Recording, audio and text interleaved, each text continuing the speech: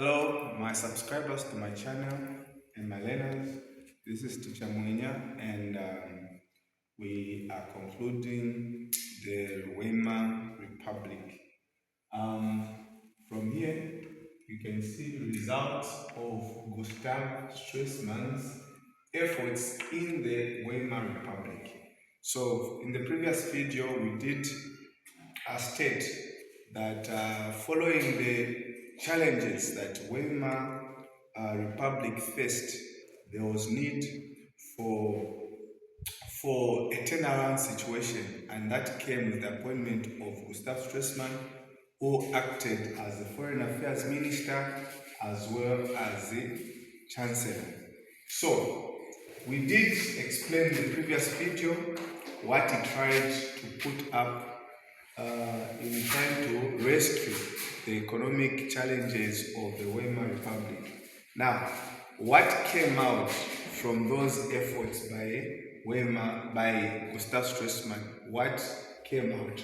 So, following the appointment of Stressman's under the Weimar government, the following were the results. So, number one, the Taoist plan and the Young plan enabled Weimar economy to thrive as money was redirected to build more industries and factories. So, the Taoist plan and the Young plan were negotiated in order to restructure the payment plan and also reduce the reparation fee. So we are seeing that now that there was those plans put in place, we are saying that money was redirected and used to build more factories and industries. Further, there was an improved standard of living for the German working class as there was increased wages and salaries. You remember when the World War I ended, the Weimar government spent time in trying to pay back the loans and also just trying to reorganize the economy. And the salaries were stagnant. If anything, salaries were reduced. But following an improved economic situation in Germany, we are saying that increased wages and salaries became the case, meaning standard of living, people could afford basic needs or necessary goods and services. Further, unemployment levels slowed down. Employment levels slowed down as German's people were employed in various economic sectors to grow the economy. So what you are finding here is that because now the economy was doing very well, it means that government could afford to recruit people.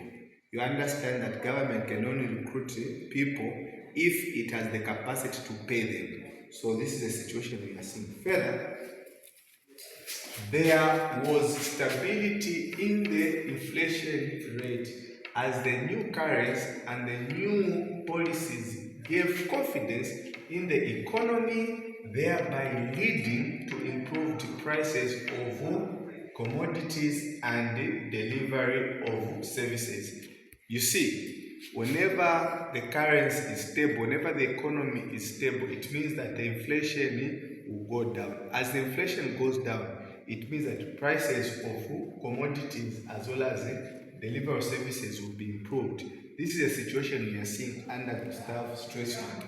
Further, the admission of Germany into the League of Nations helped Germany's international image as well as status, as the Germans could share their voice on the international matters as other nations. Germany, who were earlier not admitted to the League of Nations, did not have their voice heard. But this time around, because they are admitted to the League of Nations, it means that they could sit on the round table with other nations and also participate in airing out concerns. Further, German security concerns were now addressed following the signing of Kellogg-Briand Pact and Locarno Pact, which assured peaceful way of settling disputes among nations. We have said that the Kellogg-Briand Pact was signed in 1928, where nations in Europe committed to peaceful way of settling issues, especially concerning border disputes. Like Locarno Pact was signed in 1924. So these made Germans to be assured that there is a way that their security concerns were to be addressed. If you remember, following the signing of the Locarno Pact, even the demilitarization of Rhineland was done. It means that the Belgian soldiers as the French soldiers left that province. Also, law and order in the Weimar Republic seemed to have been maintained as opposition parties' voices seemed to have lessened following an improved economy. You see, opposition parties in any country take advantage when things are not going well in any country.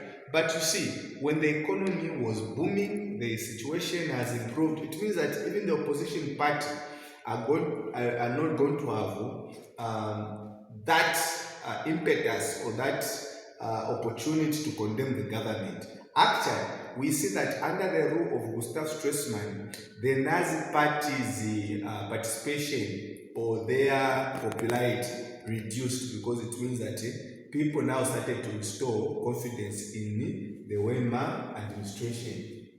But it's important to understand that Friedrich Ebert, the first president of the Weimar, was replaced by Paul von Hindenburg after 7-year reign in 1925. So Friedrich Ebert only ruled the first part or the first term of his office. After 7 years, he was replaced by Paul von Hindenburg. So it's important to understand that the Weimar Republic were under two presidents. One, Friedrich Ebert, second, Paul von Hindenburg. So Hindenburg started to rule from 1925 up to 1933. Another thing to understand is Hindenburg, that is Paul von Hindenburg, ruled from 1925 to 1934. At the time of his death, so up until he died in 1934, he was the second Republican president of Weimar Republic.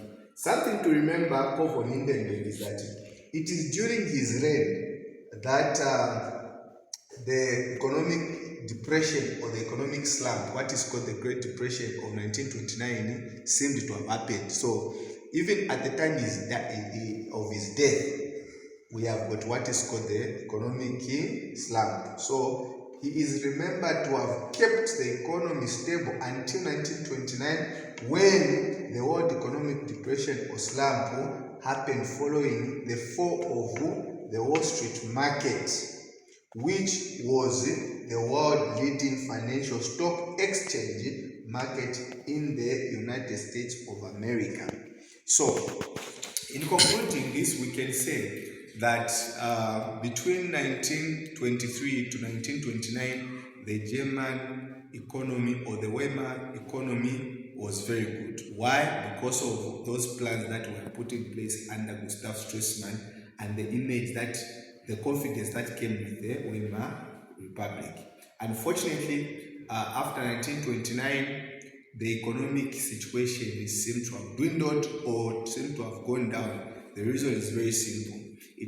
Because of the financial situation, the economic slump, the economic depression that happened in the United States of America. It's like the America, which was at the center of giving, pushing investments, giving loans to countries, had their own economic situation. So it means that even those people that were borrowing and America itself could find it very difficult to sail through the economic situation. What you see now next is that the economic situation became even bad, thereby giving an advantage to opposition parties in many countries. And in Germany, the Nazi party under Adolf Hitler seemed to have found an opportunity to actually find their rise. This has been Teacher Mwenya. Until next time, bye.